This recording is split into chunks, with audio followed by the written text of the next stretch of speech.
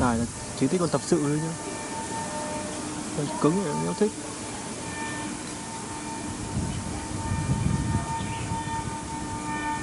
Kèm luôn 2 mồi anh em ạ.